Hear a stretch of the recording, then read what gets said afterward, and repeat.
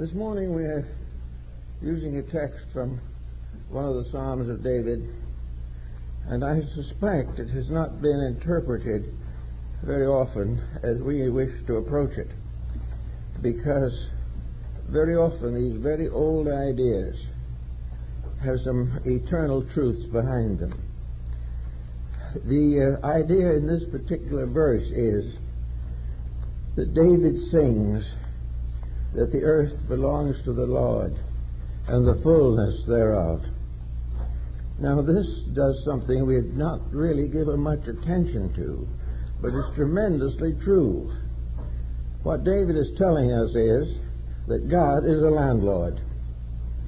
Now we've accused him of many things, but not that generally. But it is true.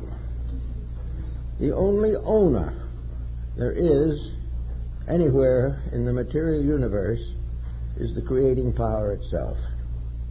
It is the deity that becomes, in a sense, the source of all of the labors of peoples. Now, if God is the landlord, then humanity, made up of all races and nations, are all tenants. Now, we know down here in our little human community that there are many difficulties between landlords and tenants. They don't get along too well together. The tendency, of course, of the landlord is to resent the fact that the tenant lets his property go to pieces. Well, God might have the same feeling concerning our use of this wonderful world that was given to us. We're not taking proper care of it. We're not good tenants. We just do as we please, and when it gets impossible, we try to move out. On the other hand, the tenant has certain grudges and grievances.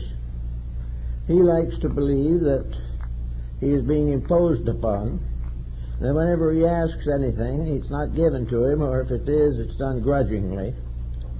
And there is really very little understanding between the two great groups. The first group consisting of one only, God, and the second group consisting of everyone else. Now, the actual truth of the matter is that no matter how we look at it, we are all tenants. There is not anything in this world that the human being can actually own. Now, we have nations that are fighting for the fatherland. We have one country trying to take over the territories of another. We find all kinds of exploitations going on around us in the world, even in our own communities. But behind it all is the inevitable fact that we do not own anything.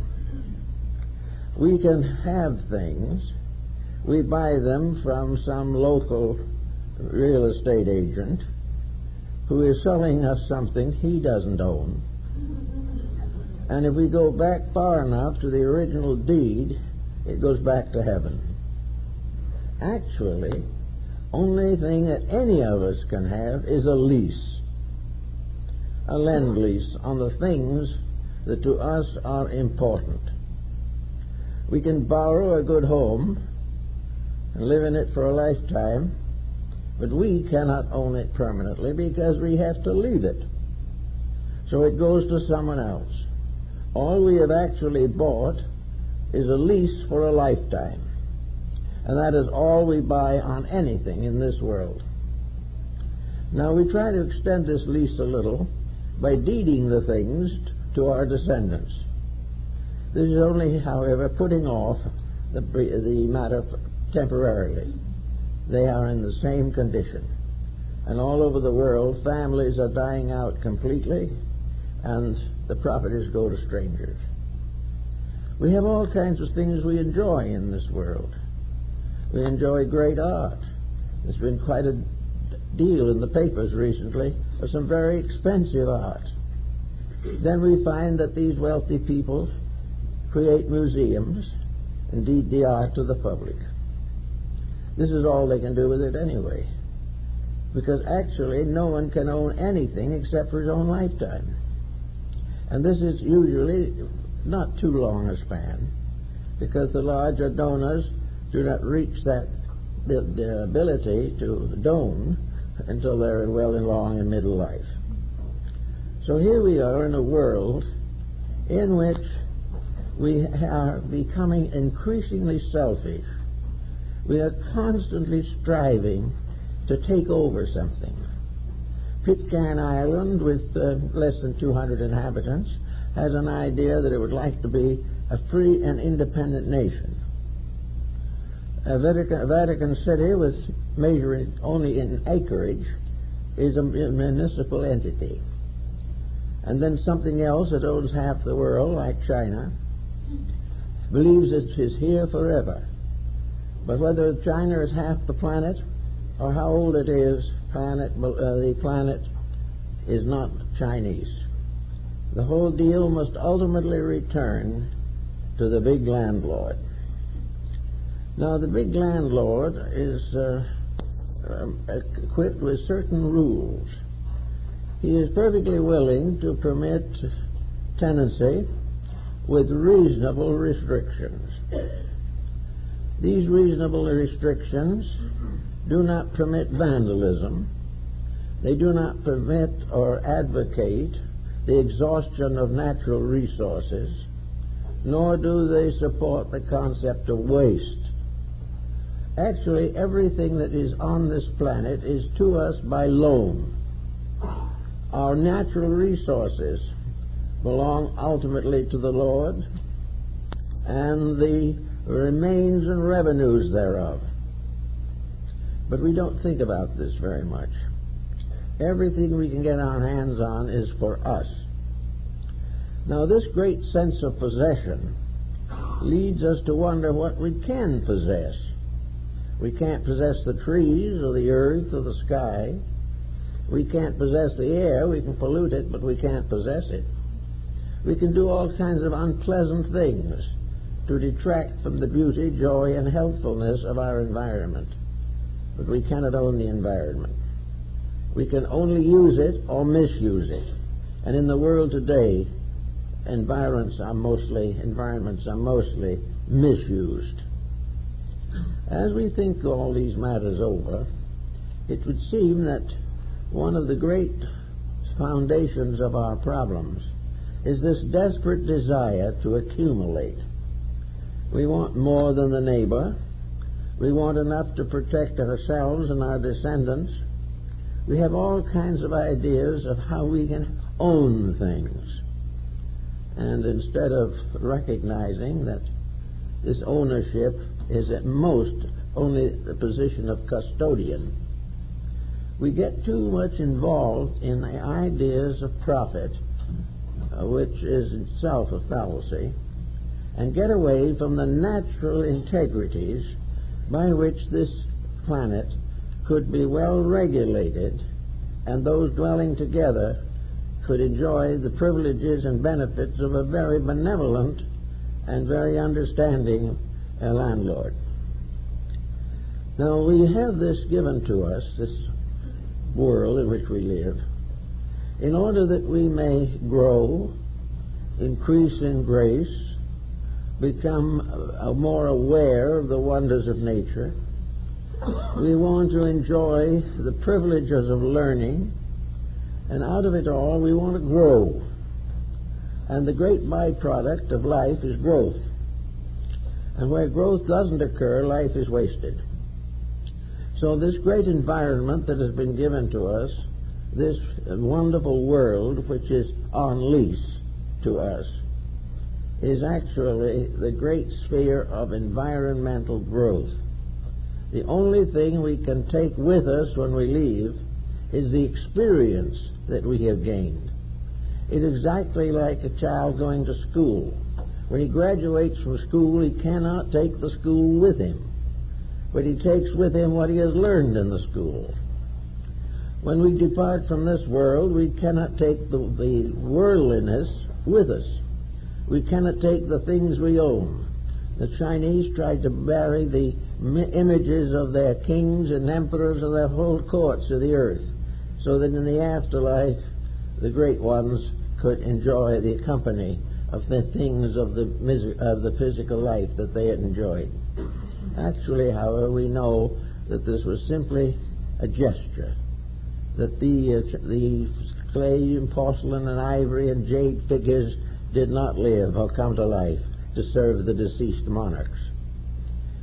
Therefore, actually, we could simplify life tremendously if we got out of our heads some of the mistaken ideas that have been troubling us for so very long a time. We could get out of the mistaken notion that wealth is something that is permanent, and that a wealthy person is one who has actually control over the destiny of his possessions. This is not true. He can will them as he wants to, and half the time the will be broken. He can do all he wishes to do. He can even ask to have his worldly goods buried with him. But if he does, he might merely puts it in a casket where it remains until it rots away or is discovered by someone else, who then gains possession for a time. The idea of permanent possession, permanent estate, and the glories of mortal life, all these ideas are fallacies. We are not here to increase in the worldly aspects or to find ways of becoming leaders over other people. What we are trying desperately to do, if we know it or not, is we are trying to learn how to live. We are trying to learn how to mingle together in a companionship of ethics. We are here to serve with each other and to make the marvelous discoveries of the latent potentials locked in those around us. Therefore, actually, this is merely a classroom at best. It is a place which is used to study in. But most people aren't studying in it anymore. They're not much interested in study. What they really want now is to change this earth into a playground. They want to make it one vast enjoyment. But somehow they don't seem to work it quite that way. Instead of being happier every day, they are more fear-ridden every day. And these fears and anxieties are gentle reminders from the big landlord that we are abusing our properties. We are not doing what we should be doing. If we were, there would be no worry, no fear, and very little debt. It is because we are irrational in our methods of doing things that we forget entirely the ethics of existence and the morality of relationships, and go on trying to make our little pile somewhere to gain that extra money that will give us the yacht and the summer home in the islands. And yet the next year when we go, that home will pass to someone else, and unless we are very fortunate, we may have to sell the yacht before we die. All of this is dealing in transient, inconsequential things. Almost all of our possessiveness comes under the general the general statement of the bad habit.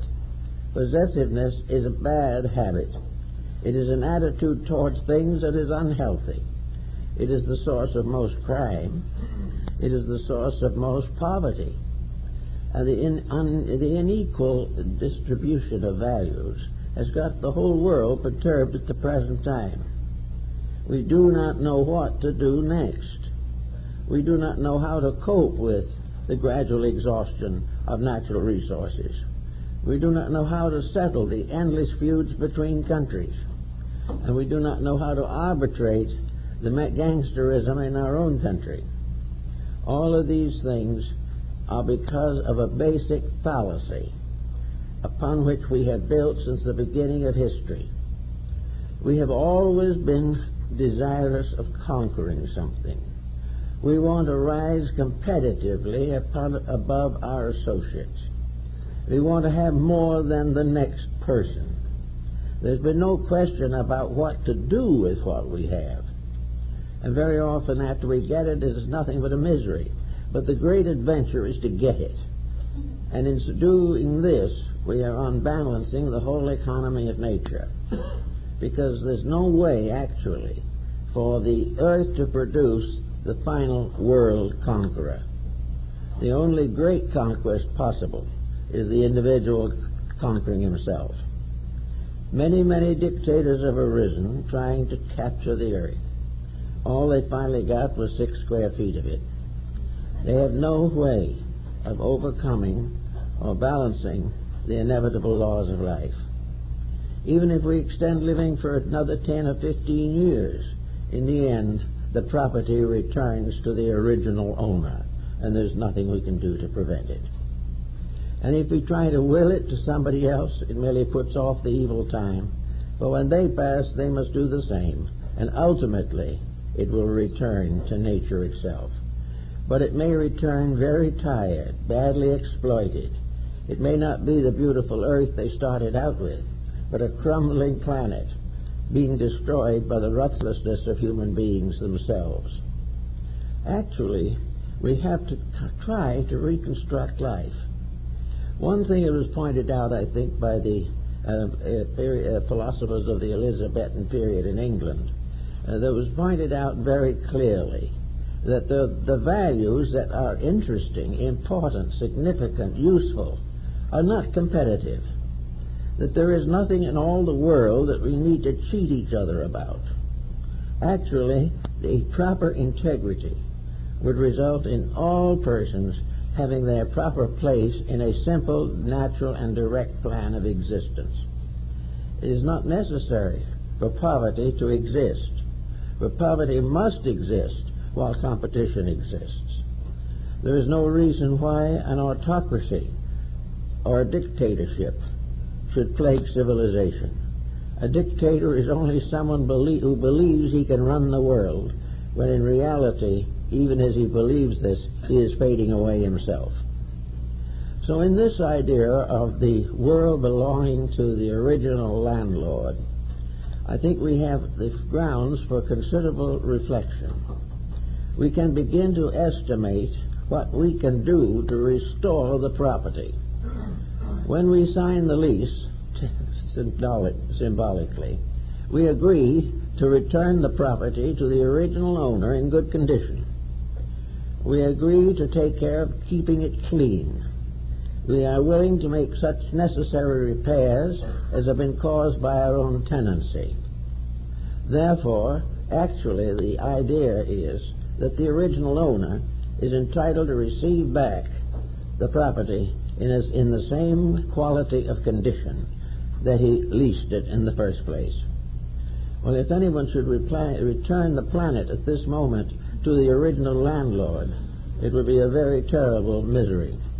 It would be necessary to completely reconstruct, reorganize, re-edit, and renovate the shattered fabric that comes back.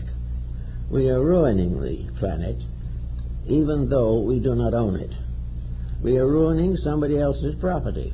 We are damaging natural resources that can affect generations as yet unborn. And we keep right on doing it. We have no intentions of interfering with business as usual. And when this business becomes impossible and we gather unto ourselves a depression, then we all feel that the landlord is to blame. Things have not worked out, and of course we could never be wrong. As atheism increased and became more prevalent in this country and in the world, the idea of the big landlord sort of faded out entirely, and it was finally decided that the planet was a small island in space in which a large number of living things were marooned together in a hopeless situation.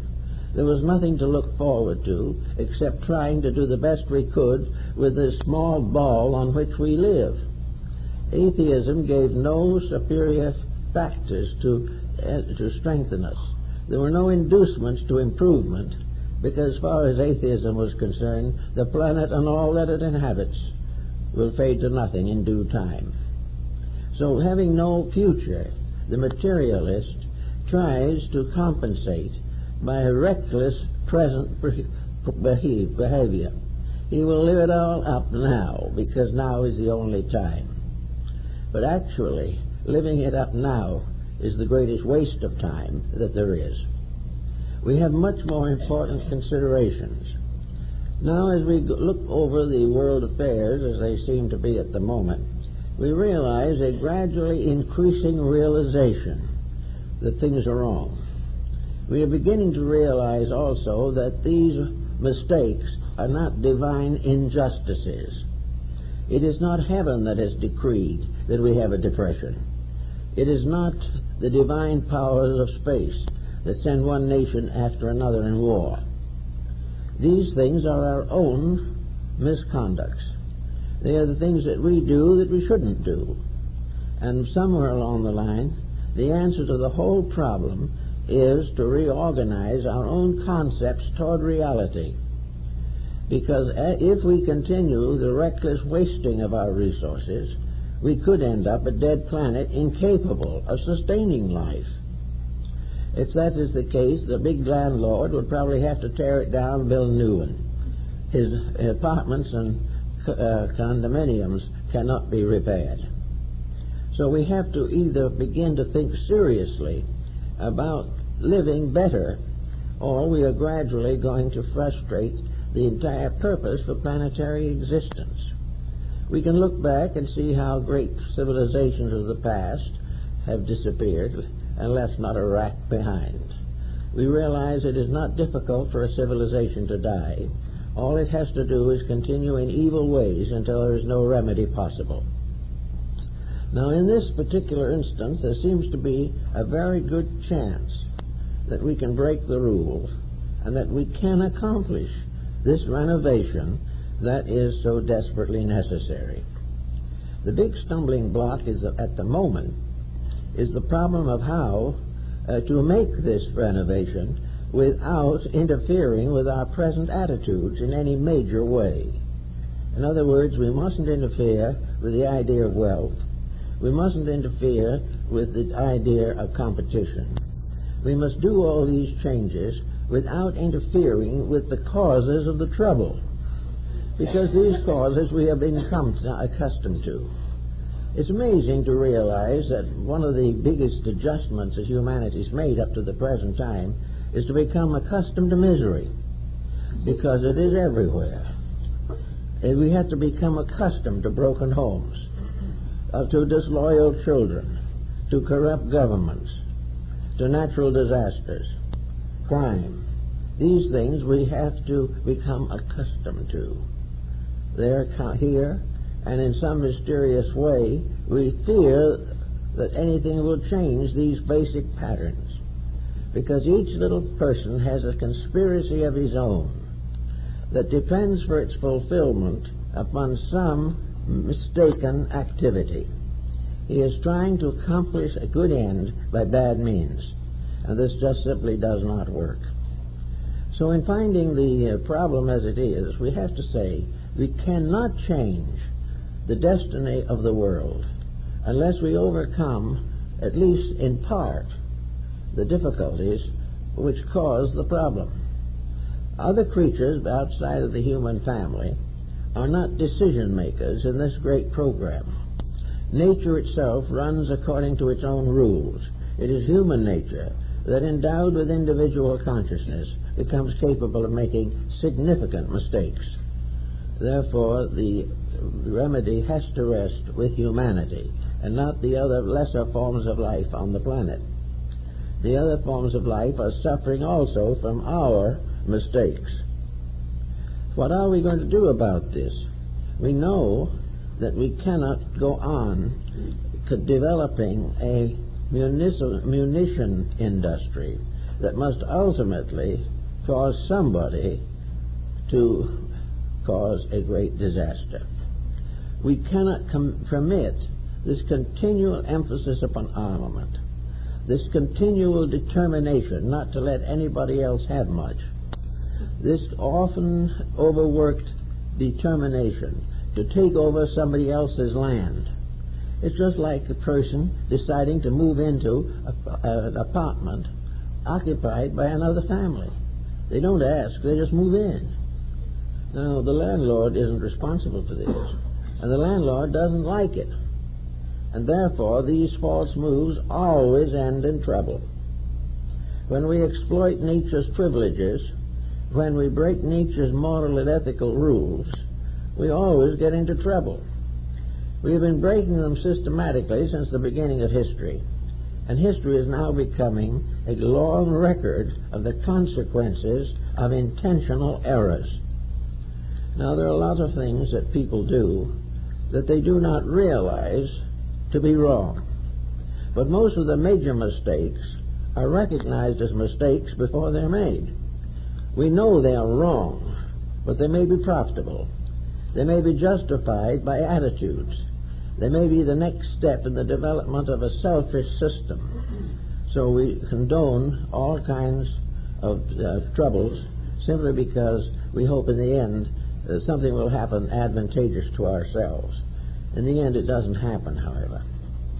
So here we are in this apartment house where we have good living conditions and where we have every opportunity to do the things that are necessary. And the only answer, as the Chinese pointed out a long time ago, but were not able to make it work for themselves, the only thing that we can do that is permanent is to put our own houses in order, put our own apartment in order, and prove conclusively to the landlord that we are taking proper care of his property. There's a reward for that. It's very possible the landlord will lower the rent because he doesn't have to spend so much taking care of the damage that we cause. And the universe is like this.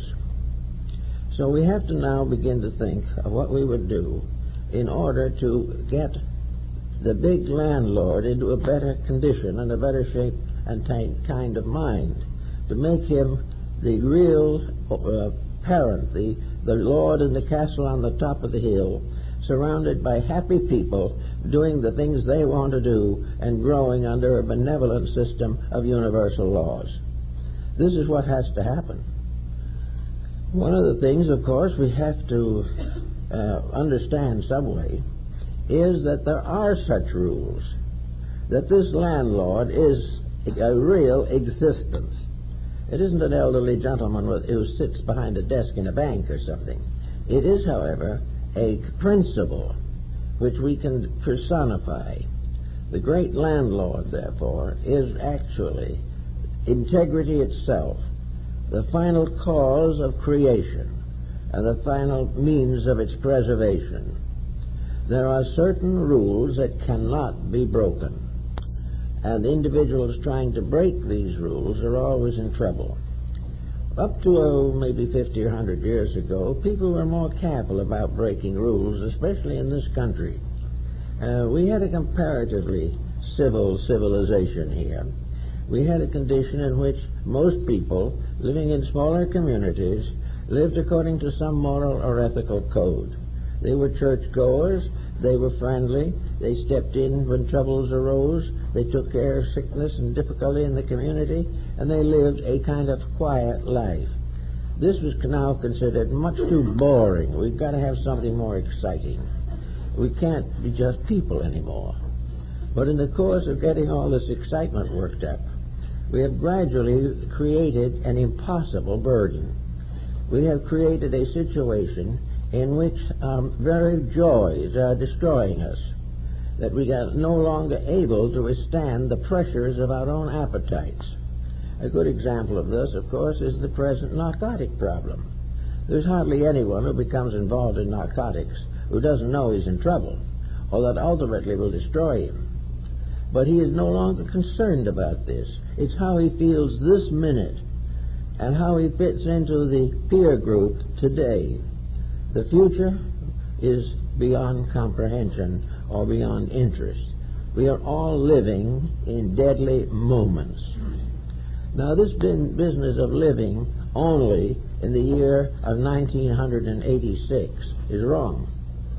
We don't live just in one town, one time, one place. We all have a past behind us and a future ahead of us, and both are being constantly modified. The individual who believes that if he is happy today, this is all that is important, wakes up tomorrow in misery. The individual who believes that now is the only time worth living in is unable to change the values of national reorganizations of countries or incorporations of cities and towns or regulations of traffic. Everything is according to the will of the moment, and this is true particularly in the matter of wealth. We are wealthy-minded. We do not care much what happens if we lose it, but we must get it. Oh, that sounds fine in the getting, but it sounds bad in the losing. And this is what happens all the time. All the way back to the time of Plato and Aristotle, the Greeks and the Egyptians and the Hindus, the wise people realized that an abuse of privilege is the source of most downfalls in history and in personal living. We do not do the best we can with what we have. Now comes a new report. We're having very great trouble maintaining literacy in our own country. People do not even care whether they can read or write. They find that it doesn't fit into the pattern so well. What they want is not to read and write or to study for craft or art. What they want is a way of doing exactly what they please right now. Now, this isn't universally true. There are many fine students in this country. There are many fine people. But there is this tremendous wave of people who are interested only in living up the fullness of their own appetites, whatever these may be. And anything that curtails them is an abuse and a crime, and is necessary as cause for terrorism or civil war or anarchy. So we now have to try to think this through for ourselves, to try to see what we can do now to make it a little better. So we have to take each individual and tell him to look into his own portfolio and see what he has. What is he doing with what he has? Is he using it? Is he wasting it? Is he able to direct the course of his own assets in a manner consistent with natural good? Is he so wise in accumulating that he has a great deal, but so unwise in the distribution of what he has that he doesn't know what to do next? All the way along, we note that so-called security from a physical standpoint is an illusion. There is no security beyond that which integrity and intelligence and thoughtfulness can bestow upon the individual. Now we have the Greeks and the Egyptians and the Hindus also came to the conclusion that actually the only important political change that the average person can make is within himself. He has to decide what is right. He has to do that which he knows is next. Now, the accomplishment of right is not as difficult as it sounds. Very few people are really punished these days for being well-dispositioned or thoughtful or kindly. They are regarded with a certain amount of sympathy, tolerance, and even friendliness. But the average person does not want to become like them, because it means that he will have to sacrifice, he will have to share, he will have to work with other people, and he will have to serve causes beyond himself. The beginning of wise civilization is when people begin to serve causes above themselves, where they start doing things for the greater good rather than merely for their own personal advantage. We have to look very carefully, as the old alchemist did, at this little bottle that we are living on. It is a kind of an alchemical bottle, and it has all kinds of things in it. But there is nothing in it that can replenish itself as rapidly as we can destroy the supply. It takes many, many years many centuries, in fact, to make changes in the great chemical structure of the earth. But it only takes a very short time for man to use up the available potentials. We know that we have to change a great many ways because we can't live with ourselves. Now we are finding that wrongness, bad living, thoughtlessness, cruelty, all these are contributing to pollution. Now, pollution is nothing but neglect of integrities. Pollution is, I don't care what happens, I want mine now. Pollution is, let's forget everything else but progress. And we now really consider pollution a symptom of progress. We think if we have enough progress, it will cure its own solutions and its own causes, but it won't. So we now believe that the only way to live is to continue to make the old mistakes until finally the cataclysm hits. In the last 10 years, this has lost a lot of its attractiveness. We are no longer so happy at that prospect. We are no longer so eager to see ourselves move into the ultimate state of our present condition. So all over the world, here, everywhere else, voices are being raised. Groups of people are rising against war. Others are rising against tyrannies of all kinds. They are rising against corruption in government, in law, in medicine, in everything. What they're really rising against, or trying to, is self-centeredness. They are trying to rise above the self-centered ambitions of certain small groups, minority groups of the people. They can do it, but it means that they have to start in disciplining their own integrities. The final answer to this particular subject addressed strictly in the terms of Lord Bacon, namely that it begins by the public, the people themselves, demanding an improvement in world conditions. It comes because each quiet citizen is beginning to realize that the civilization he has belonged to is eroding under his feet. He is beginning to realize that he is on a toboggan that is leading to chaos. This is beginning to filter through to all levels of people. We had great admiration for science, and many people do respect it now. But we had a tremendous respect for it when it began to give us the necessary vaccines against infantile paralysis, or to help us with the curing of rabies and things of this nature. We also found out that it gave us electric lights, and it gave us all kinds of conveniences, and it has gone on and on and on until it has given us the ultimate inconvenience, and that is the computer.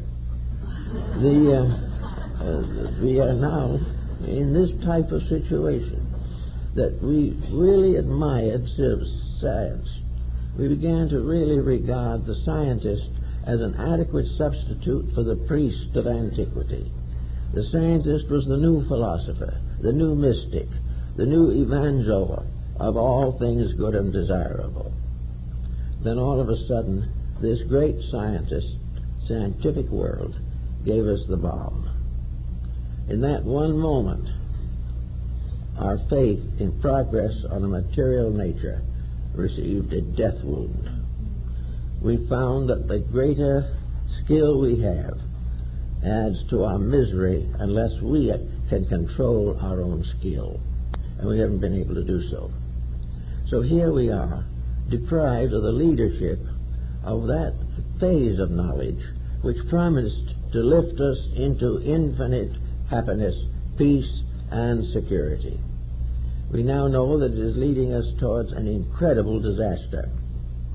But having lost the face of scientific progress, we began to look around a little bit for philosophical progress. And we found that we didn't have much luck. If we wanted any philosophy worthwhile, we had to drop back several hundred years to a more golden age of thinking, when the individual had the leisure and the incentives to analyze his own life and the life of the society to which he belonged.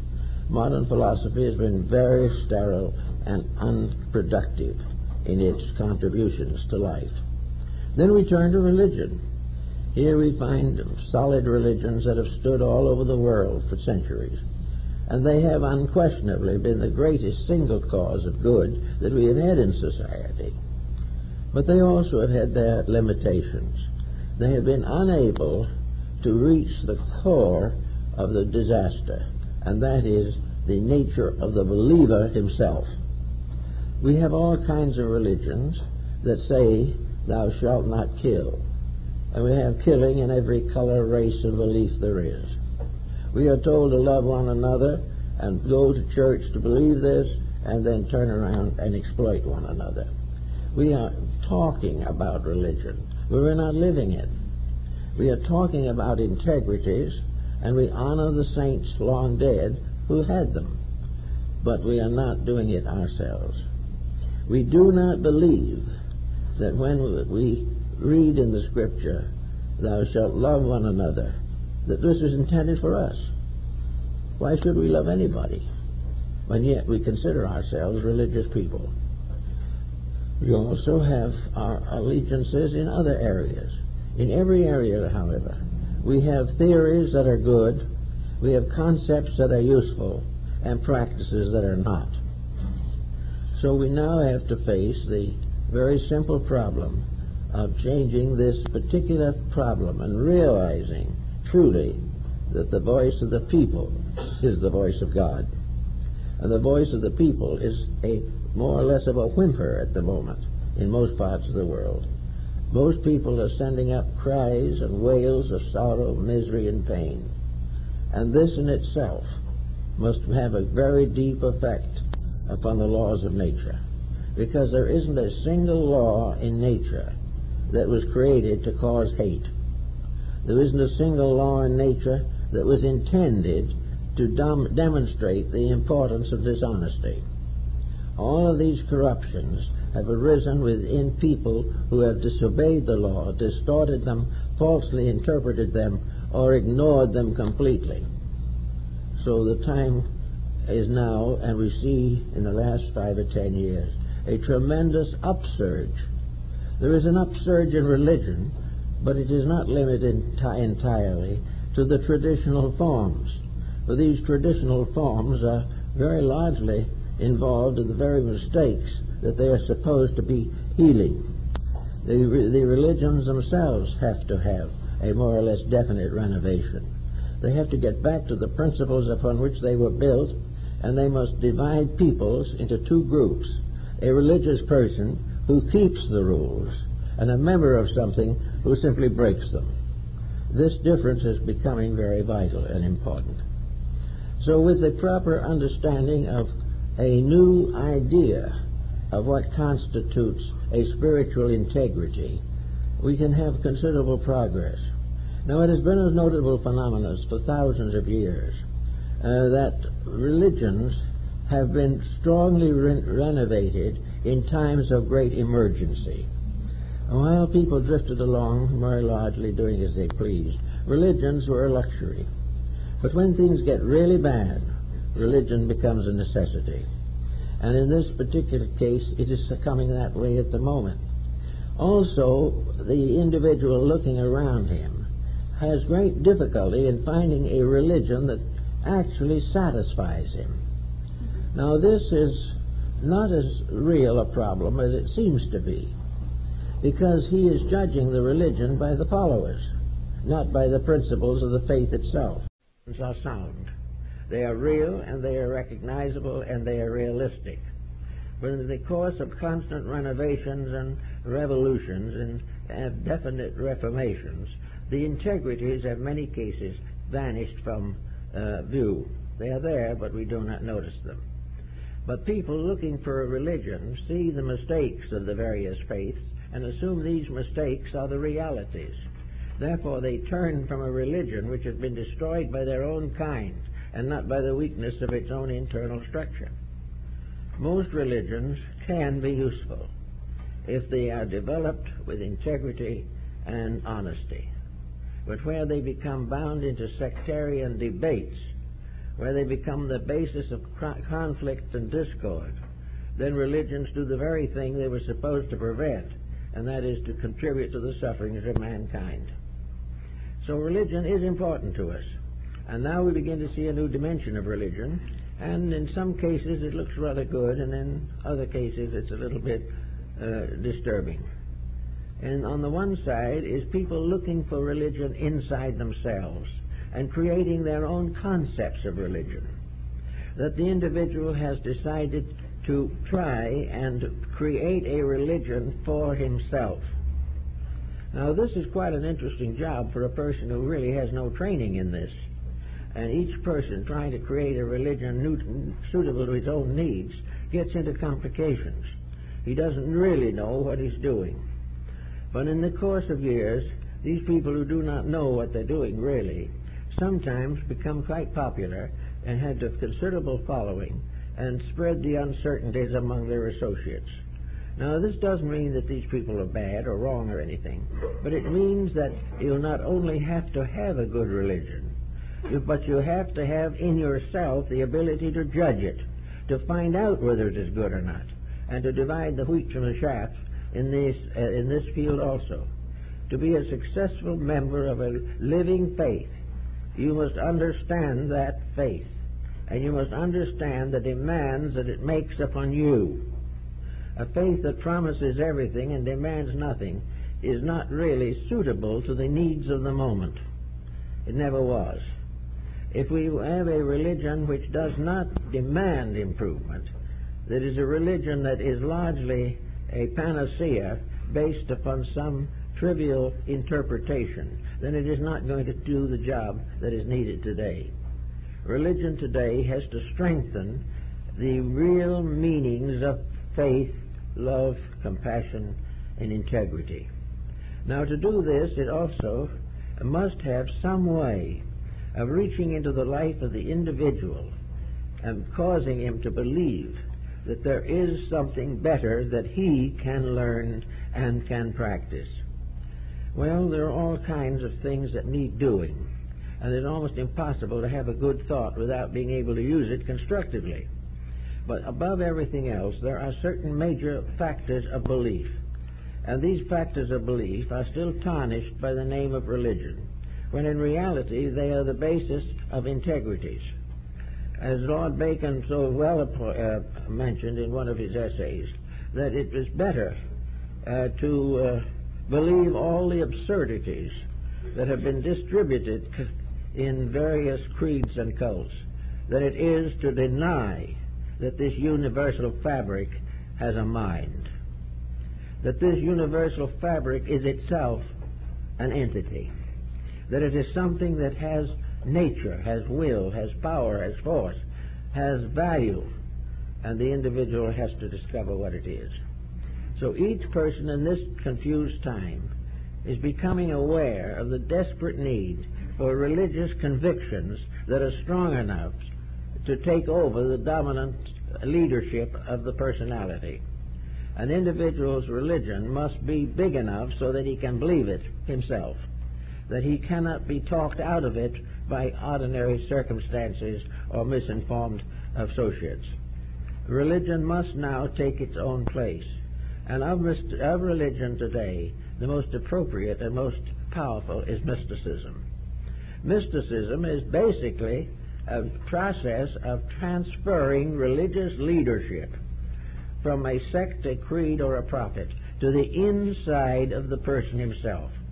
A mystic is an individual whose religion is seated in his own soul, that it is justified by his own soul, that it is sustained by his own mind, and is made more important and potent by his own feelings, and is finally demonstrated by his own actions. Religion, therefore, is now coming in as a search for consolation of spirit. It is seeking to give the strength to understand why the individual must pass through the emergencies with which most are afflicted. But more than that, this has within it another factor. When a person finds a deep faith within himself, which helps him to stand against the false pressures of his day, he feels an almost inevitable impulse to tell other people about it. He wants them to know also. But here you come into trouble, because most people are not able to communicate correctly. In fact, the greatest mystics of all times have been unable to communicate mysticism. Vimy couldn't do it, Plotinus couldn't do it, and in very large measure Jesus couldn't do it. The actual mystical experience cannot be described, cannot be transformed or transferred into some articulate structure by which it can be easily demonstrated. The final mysticism of religion is completely internal, but the need for it spreading through society is like planting seeds in a large field. The need for this consolation falling into each human soul will, with reasonable care and thought, help that soul to grow and help to produce from within that soul the solution to its own problems, solutions that will stand not only the test of time but the test of eternity. Now, there are many ways in which we should face these situations in order to try to help not only our world but our own immediate environment. Looking around us, we know definitely that we are an impermanent creation moving through time and space, that we are here today and gone tomorrow. But when we are gone, we are not gone forever. The end of material existence is not to be summarized by the atheist who says there is nothing, or by some theologians who believe the hellfire and damnation beliefs. Somewhere in the thing, it must be found by the individual that death is merely a day in school, a step from one grade to another, a motion from one level to another, and that in the long analysis of things, many deaths and lives must come in order for the individual to consolidate one character within himself. The power within the individual by which the body should be governed does not die with it. The power within the individual by means of which he can lead himself and those around him into a sharing of inspirations and understandings. These powers go on, they live on, they do not die with the person. They are part of an eternal heritage. Also, we each has a growth. We have a growth in which we are growing up inside. Now, some people find it easier to live well than others. Some have more temptations to stress and pain than others have. This means, of course, difference in the background of the soul life itself.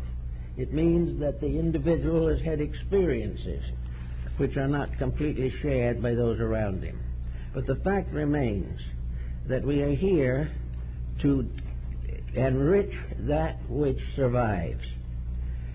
The only thing worth working with is that which does not die. And the only thing that does not die in man or in the universe is life. Life itself does not die. Forms and shadows and appearances come and go. But the great stream of life to which we all belong is immortal. It goes on forever. But in the course of going on, it presents a series of challenges.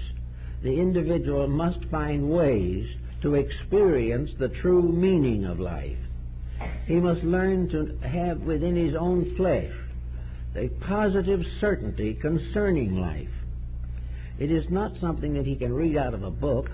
It is not something a neighbor can convert him to, or a theology convert him to. It is the inward justification of a code of ethics because of an interior example within the self, because of an interior experience, a vital recognition and realization of the integrity of existence. This is important. This is necessary. No one can give it to us, but conditions can demand it.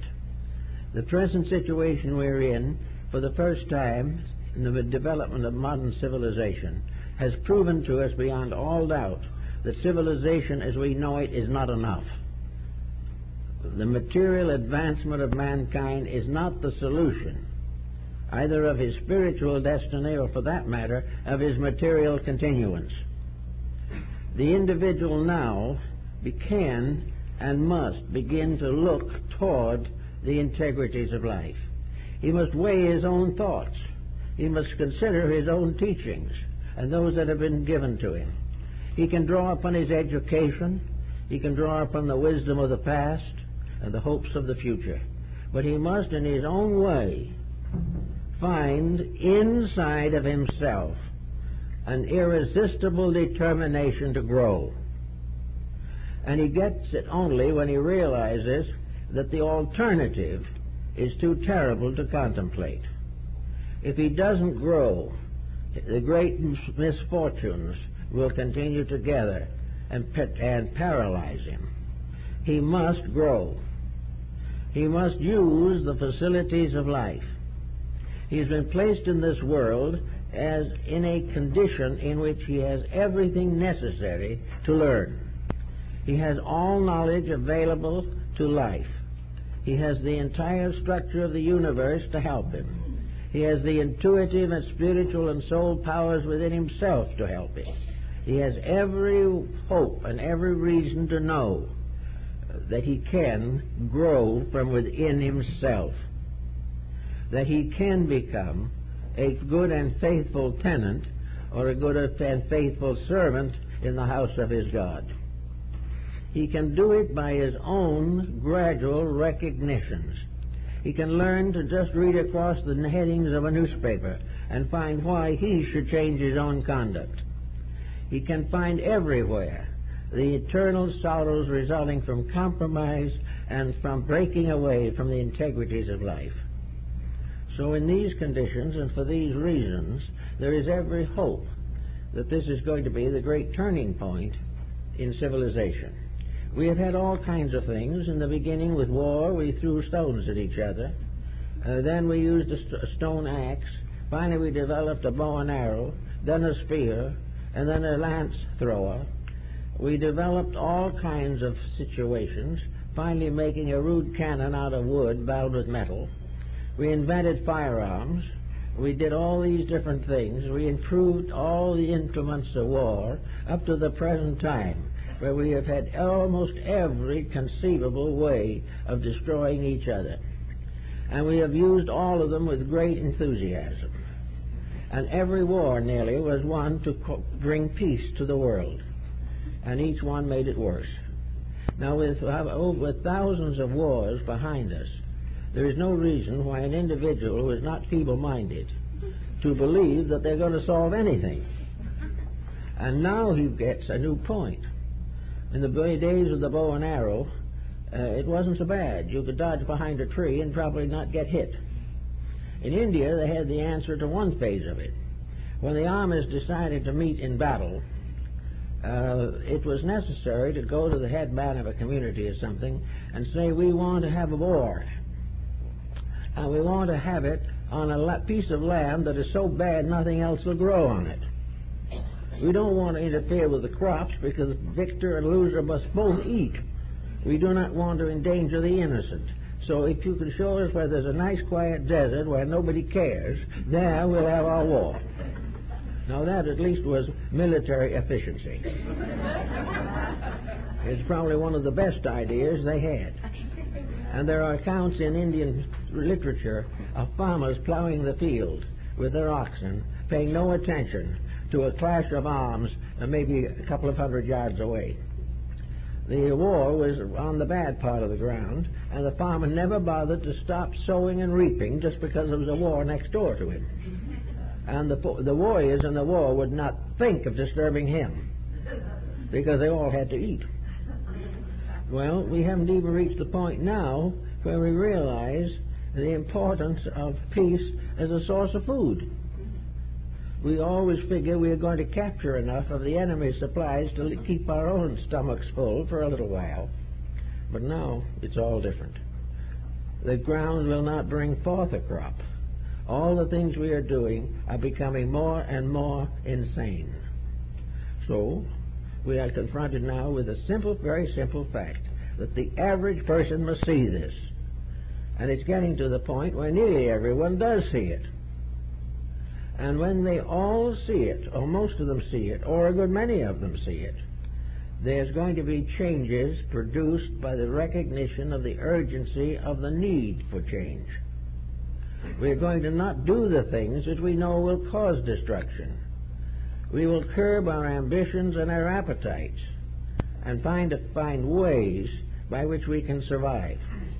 And it looks as though we're right on the verge of this change, which has been referred to in some cases as a new world order, a new approach to life, a great way of existence based largely on the Golden Rule, a great new dimension of existence in which leadership and all phases of administration will be handled with integrity rather than simply selfish enthusiasm. So we now feel that there's much to be gained by realizing that this crisis is probably the best thing that has ever happened to us, because it is the first time when we can simply state clearly, one more mistake and we're not here. Well, always there was somebody that got away before. They went into some other country. They moved into other lands. They were able to restore their civilization and escape most of the horrors following war. But now, with the nuclear weapons, there is no escape. So now, solution is necessary. And solution will be found. And it looks as though that solution is going to bring with it also a very important restatement of religion. And we're going to find that religion is, in the last analysis, is the one power that is capable of protecting the mind and the body from its own mistakes. This gradually is developing. All around, people are working, some better, some not so wisely, but all more or less dedicated and devoted to preventing an ultimate disaster. If that is done, then all has been done that could be done. The whole of civilization is a success if the human being becomes civilized. And civilization and the getting together and the recognition of the dangers of selfishness and cupidity, ambition, tyranny, when these things are recognized, humanity will make the greatest step forward since the beginning of its individualization. We will all grow. We will all have a new world to live in. We will have a new kind of earth, because we will have learned the lesson well enough to keep the rules, which is the thing that is essential at this time. So when we start with the little problem of who runs the world, and we decide that it is run by a divine power, we also decide that regardless of what we do, we are not going to break the rules of that power. In order to evade the rules, we have to deny the power. And as we look around us, even science can no longer deny the power. We can see, learn, and know the immensity of the universe. We may not be able to understand all of its distances, and we may not be able to find out exactly what is on the other side of a black hole. But we do gain one great overthought, and that is the universe is big. We also find out as we go along that the universe is a perfectly organized structure. Every discovery of science depends for its validity upon the fact that it is supported by other previous scientific discoveries. Everything that we learn by building upon the known. And in the world of realities, if we build correctly upon the known, we take the next step forward. Therefore, there's no doubt in the world that science has demonstrated to us that there's something out there that knows how to run it, and we don't. There's something out there that we will work with for ages before we ever begin to sound the depths of these realities that go out beyond the furthest reaches of space and time. We know we are dwelling in the midst of immensity, and that this immensity is organized, that it is fair, honest, reasonable, and intelligent. So having come to some such a conclusion as that, we now come to the point where we know enough about the facts of life to be able to appreciate the next steps that are necessary. We do not have to step out into the unknown with a hope that we're right. We have enough foundations now to build a concept of life that is intelligent, workable, and suitable to the needs of the modern human being. We know today that we can build a religion that is irrefutable, that does not depend upon the acceptance of myths or legends, that does not depend upon a membership brought on by enthusiasm or any other consideration. A universal religion built upon a universal intelligence and integrity is available to us. We are, for the first time in history, awarded sufficient fact knowledge to be able to build world peace. We are reaching a point where there is no intelligent excuse for the mistakes that are burdening us today. They are not inevitable results of ignorance, but they are more or less the consequence of the individual serving the wrong peer group. He is serving or uniting with others that do not know either, instead of working towards that which does know. So Plotinus, as a Neoplatonist, almost clearly summed up this particular situation, namely that the enlightenment, the next coming of truth, comes in us as the result of the suffering of mistakes. Inside of each of us, there is a dawning enlargement of a realization that as ye sow, so shall ye reap. And this discovery is the beginning of universal reformation. When this realization reaches enough people, there will be no more excuse for the vandalisms with which we are now afflicting ourselves. But the whole change is not going to be thrown upon us by a denomination. It is going to arise out of our own need. It is going to be the soul in us coming to comfort us in our dilemmas.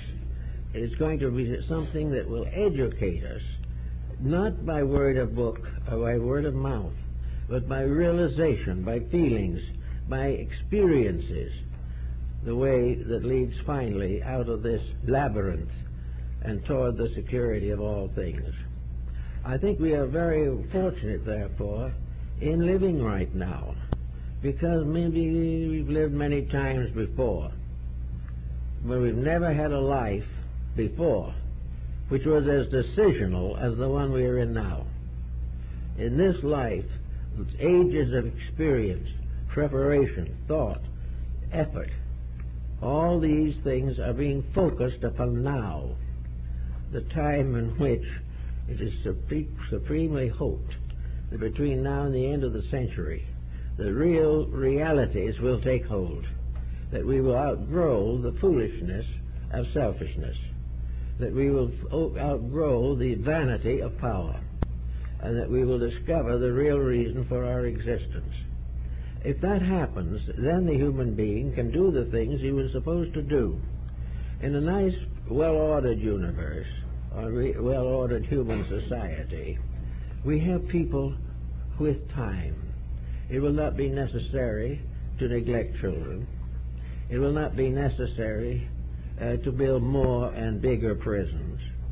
It will not be necessary for us to compete with our neighbor for the size of the front door. These things will go, and the mind and heart will be left for the two great labors with which we should all be concerned: the labor of growing wiser and the labor of loving more honestly. Love and faith and truth can take over as soon as the individual discovers for certain and beyond doubt that selfishness is fatal, that there is no way in which it can be condoned, and that all of our material efforts build on the concept of building a tremendous temporal empire on our little planet. These efforts are wasted. There is nothing possible on this little planet but a nice little civilization, appropriate to the size of the planet, appropriate to the needs of the people, and proper to maintain the resources of the planet, we can have a nice little world of our own and live in it, bring our children into it, work with them, overcome most of the diseases and problems of life, have a comparatively healthy career, friendly, good-natured, honest, busy, with plenty of activity and variation of enterprise, and a constant enlargement of humanitarian impulses. The only thing is, there will not be anywhere near the poverty that needs our humanitarianism. What will not be used in that way will be used to advance the common good in a positive direction, rather than to make obeyances or try to estimate the needs that have been created by dishonor. All these things will help, and this is why I think we have to realize, for once and for all, get out of our minds that we own the planet. We don't own the planet. We've got to get in harmony with the big landlord. We've got to decide what we're going to do in harmony with universal purpose. We are in need of becoming good and faithful workers in a common cause. We are in need more and more of vision, for the lack of which the people perish. So if we can get rid of this idea that this physical world is all important, while we watch it disintegrate, it is time to think about other things. The world is only important because if we don't have it, we keep on falling indefinitely, because there'll be nothing under our feet. But it is not the answer to our problem. The answer to our problem is that on this little planet, as in a little schoolhouse, we are going to learn to live together, love together, build together, work together, and cooperate for the glory of God and the good of humanity. When we get to that point, you'll be surprised. This will be a rather pleasant place. All the problems that now burden us, all the diseases which now afflict us, will gradually fade away if we stop breaking the rules. Because misery is a penalty for mistake. And many times the mistake is without knowledge. We don't intend to make the mistake. Nature tells us that if we don't stub our toe, we'll never learn to walk better. So all the problems that come along help us if we have the right consciousness in ourselves.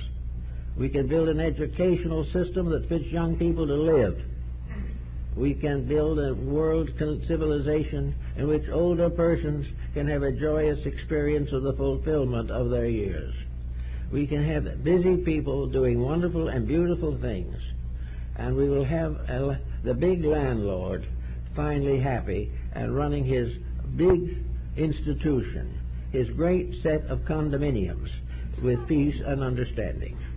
It all works together. We will never know, as one of the Greeks said, we will never know that there are rules unless we break them. If we keep them, everything goes along perfectly. We don't need to even know about them. But when we start to break them, it's all different. Well, we've been breaking them too long. So now it comes the time when instead of breaking them, we've got to work with them and for them for the preservation of our way of life. So we have people, we are doing it ourselves, trying to tell others little ideas to help them grow a bit more, trying to get people to realize that growth is dedication to unfoldment of integrities, that it is not something in which we can gain admission by buying or by investing in the ordinary sense of the word. Growth is through the constant enlargement of conscience, a greater understanding, a greater participation in the work of the world. That in the individual is no longer mindful always of himself. He will have a much better world. Also, there's no question in the world, actually, that if we can get this thing where it belongs, that the entire cycle of human life will lose most of its miseries. There is no reason why a properly balanced world, properly functioning, should be continually plagued with the pains of childbirth, the pains of sickness, the pains of age, of the miseries of transition. These things are all part of an imperfect way of life. If we understand properly, if we live the life, most of the sorrows of life will fade. And by keeping a few simple rules, we can greatly alter the health patterns of the whole society. Everything depends on the fact that the human body is itself a little empire. And when it breaks its own rules, or its rules are broken, then the body suffers.